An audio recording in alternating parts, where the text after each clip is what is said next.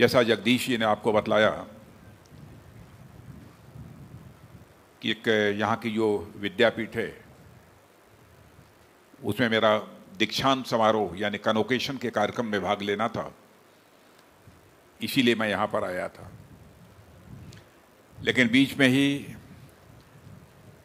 हमारे गिरीश जी ने, जगदीश जी ने, इन सब लोगों ने तय किया कि एक बार कुछ कार्यकर्ताओं के साथ मेरा मिलना जुलना हो जाए, क्योंकि इसके बाद मुझे सीधे बड़ोदरा जाना है, वहाँ के भी एक कार्यक्रम में मुझे भाग लेना है। लेकिन मैंने कहा यह हमारा सौभाग्य है कि कम से कम 10-15 मिनट मुझे अपने कार्यकर्ताओं से बातचीत करने का हमको अवसर प्राप्त होगा। मेरे कार्यकर्ता बहनों भाइयों, आपको इस हकीकत को नहीं भूलना चाहिए कि आप जिस राजनीतिक पार्टी के कार्यकर्ता हैं,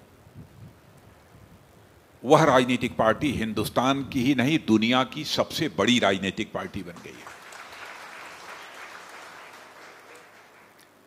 जब इतनी बड़ी राजनीतिक पार्टी के हम कार्यकर्ता हैं तो स्वाभाविक रूप से हम लोगों की जिम्मेदारी भी केवल पार्टी के प्रति ही नहीं बल्कि समाज के प्रति बढ़ जाती है।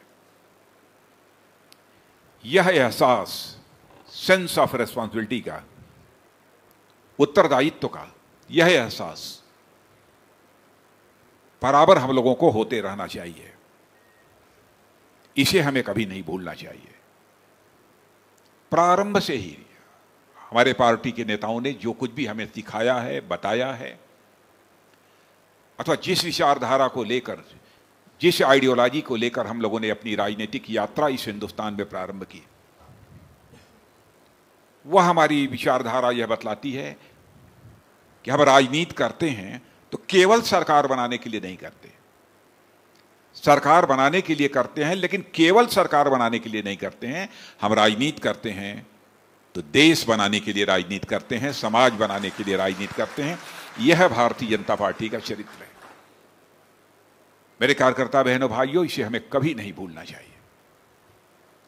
आपने स्वयं महसूस किया होगा, जब से हमारी केंद्र में सरकार आई है, मोदी जी भारत के प्रधानमंत्री बने हैं, मैं सारी चीजों की बहुत विस्तार में जाकर मैं चर्चा करूंगा तो 1.5 घंटे का भाषण होगा। अब मुझे 10 मिनट में अपनी बात समाप्त करनी है। जो भी कदम हमारी सरकार ने मोदी जी के नेतृत्व में उठाए हैं उससे आप अच्छी तरह परिचित हैं। पहली चीज, भारत क्या है, भारत में रहने वालों की स्थिति क्या है, भारत कैसे ताकतवर भारत बन सकता है, भारत का मस्तक सारी दुनिया में कैसे ऊंचा हो सकता है, यह सब सारा चित्र हमारे प्रधानमंत्री और हमारी सरकार के लोगों के सामने पूरी तरह से साफ है। लंबे समय तक यहां पर कांग्रेस की हुकूमत थी, दूसरे राजनीतिक पार्टियों की हुकूमत थी, लेकिन आपने महसूस किया होगा भारत को जिस तरीके से दुनिया की सबसे तेजी से आगे बढ़ती हुई, फास्टेस्ट ग्रोइंग इकोनॉमी में आकर खड़े हो जाना चाहिए था। 2014 के पहले फास्टेस्ट ग्रोइंग इकोनॉमी जो इस विश्व की है, दुनिया की है, उसकी कतार में नहीं आकर खड़ा हो पाया भारत। लेकिन आज डंके की चोट पर आप कह सकते हो कि हमारे प्रधानमंत्री ने 5-6 साल के अंदर जो करिश्मा किया है, भारत आज दुनिया की सबसे तेजी से आगे बढ़ती हुई अर्थव्यवस्थाओं की कतार में आकर खड़ा हो गया है, amongst the fastest growing economy.